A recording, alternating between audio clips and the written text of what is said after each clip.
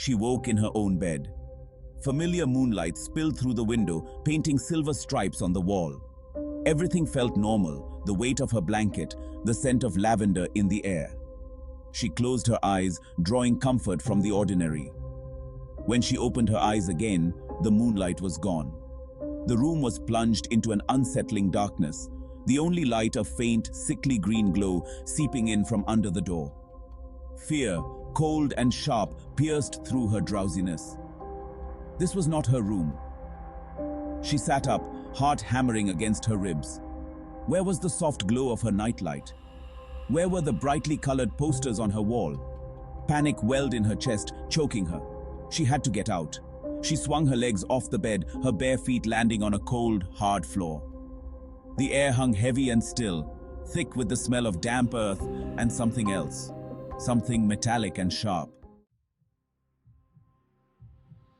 She stumbled towards the door, her hands outstretched, searching for a light switch that wasn't there. The green glow intensified as she neared the door, casting long, distorted shadows that danced around her like phantoms. A whisper, soft as the rustle of dead leaves, seemed to slither from the shadows. It spoke her name, a breath of sound that sent chills down her spine. She froze, her breath caught in her throat. "Who's there?" she called out, her voice trembling. The only answer was a slow, deliberate creak as the door in front of her began to open inward. Terror, raw and consuming, washed over her. She stumbled back, her hand connecting with something cold and hard behind her. It was a wall, rough and damp against her skin. But that couldn't be right. She had been walking towards the door. The room seemed to shrink around her, the walls closing in with a low, grinding sound. She squeezed her eyes shut, willing herself to wake up, to escape this terrifying, impossible room. But the grinding continued, the air growing thick with the smell of damp earth. When she opened her eyes again, the room had changed. Gone were the familiar posters and stuffed animals, replaced by walls of cold grey stone. The green glow seemed to emanate from the very stone itself, casting an eerie, unsettling luminescence. She was trapped. This wasn't a dream. It couldn't be. Dreams weren't this real, this terrifyingly vivid.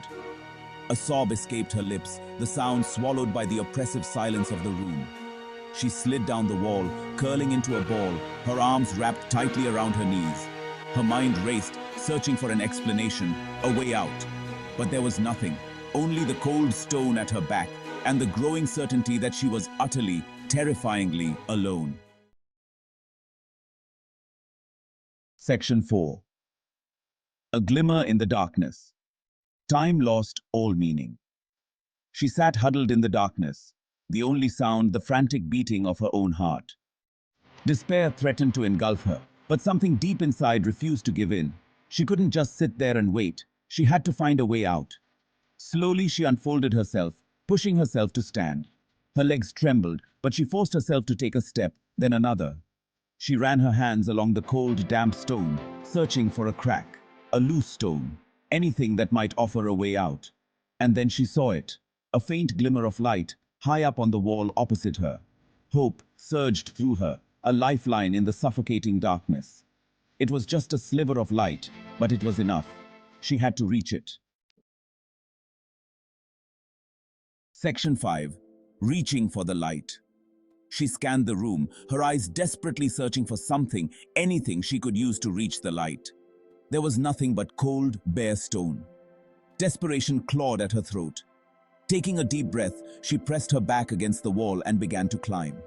The rough stone bit into her fingers, her bare arms scraped raw. But she didn't stop. She couldn't stop. The light was her only hope. Inch by agonizing inch, she climbed, her eyes fixed on the sliver of light above. It seemed to grow brighter with each movement, beckoning her forward. Just a little further, she thought, her muscles burning with exhaustion. Finally, she reached the crack.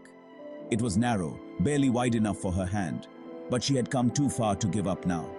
With a surge of adrenaline, she squeezed her hand through the opening. Section 6. Trapped. Her fingers grasped the edge of the crack, the stone rough and unforgiving against her skin. She pulled, her entire body trembling with effort.